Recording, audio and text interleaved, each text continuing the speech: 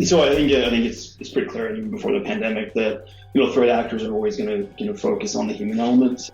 Without being in the office, there's a influx of more communication via emails, Teams, things like that, where you just kind of like overload information. I think that allows people to do things that they normally wouldn't do, click on links, being attacked from a phishing perspective. So I think this idea of security awareness is trying to help us out, but the typical approach of doing courses, doing online CBT things, I think that approach needs to change because that also contributes to the kind of lull. So a more targeted approach in terms of awareness is key. I think we just have to make the lives of our customers and the people that work for us easier, because the more that we can do that, we can put fuel back into their tanks so that they have the mental capacity to be able to look for those threats. All that training that we've been putting them through for phishing attacks, for whatever it might be, they actually have enough gas in the tank to look for it and put that training to use. One of the things that comes glaring at times is the underestimation of the user of how important they are in a potential breach or attack. So training is important, but if there is an understanding that it's a single click, it's a single email that may actually cause the damage and be the doorway, understanding of that importance may actually then create the capacity that Daniel was talking about to take a look at an email, take another look at it, be a little bit more attentive to it. Cybersecurity is, everybody knows it's everyone's business. It's been in the works for a while, but not thinking that there is a tool that can magically fix everything. I think that will put the user a little bit more on the responsible side rather than the recipient side of a cybersecurity. I think the biggest challenge that we face is that you can put in all the controls, testing, etc., for sort of sample phishing attacks. We're making assumptions about the people receiving these emails and when they receive the requests. And that's really, really tough. And we've found that there's little difference between pre and post education in terms of the number of people who will click through. And if you look online, a lot of it's down to behavioral psychology. It's optimism bias. It's that willingness that, it's not going to happen to me. It's something positive that's, if I click on it, I get a reward. It's not going to create a problem. We have to, I think, continually monitor and help them to ensure that doesn't cause them to click on a link or enter credentials into a document or a site that initiates the chain of events that can either result in ransomware or some other form of attack. Phishing attacks are becoming more sophisticated.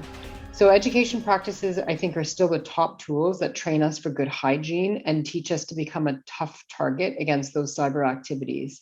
By now, we've all seen or deployed those external warning banners on emails. The challenge is, though, we become immune to them. When we see them so frequently, they don't even flag our attention anymore. And particularly if our teams do a lot of work with the external environment. So if they're working with third-party vendors or third-party partners, with clients, then they'll fail to see those warnings that are embedded in the message.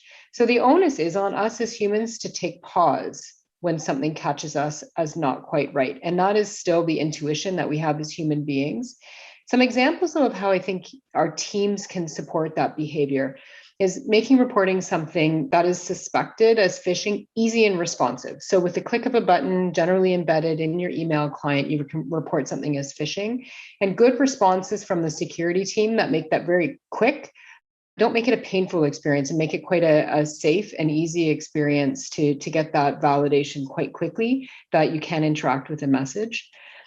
And also, as we're going through those phishing exercises, ensuring those phishing scenarios match the complexity of our employees' environment, especially as our organizations use more third parties and we can simulate more complex phishing exercises.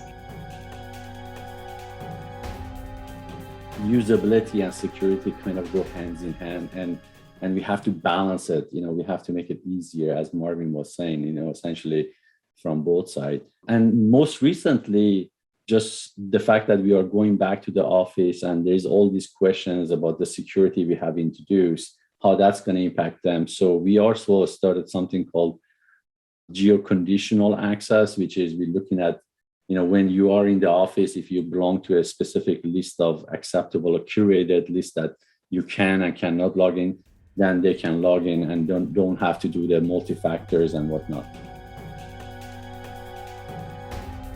Again, in our cloud environment, you have many applications and services, you have lots of data, and you have lots of people, and those people are leaving the organization, coming to the organization, changing roles in the organization. So how do you intermediate the people to the systems to give them proper access so you can help themselves from limiting damage, right? To me, it starts in the HR system so that you can define roles and job groups, et cetera, and you can define the types of accesses people need for their roles down to a system level so that when you're making changes, if a person is shifting a role or leaving the organization, that you don't have to go to 50 or 100 or 200 systems that the person may access and have to change their access controls or remove them. If you can drive that from the HR system and have an intermediary identity system that links to everything else, then you have a greater assuredness that you're protecting your organization and that you're limiting damage and access to data maybe that people should or should not have. From a board lens, we understand that security lies with every employee. Having said that, we understand that security personnel are the front line that really sort of are the defense. We're concerned about the shortage of security personnel because we hear it all the time. And so that's a concern. We realize that third parties can help us mitigate, but then there's the due diligence. So boards are really concerned about the data and the amount of data that keeps coming in. And we want the data because we know that that's what we need to understand what our customers need and how we meet their expectations. But we understand that that's a vulnerable point, is the data.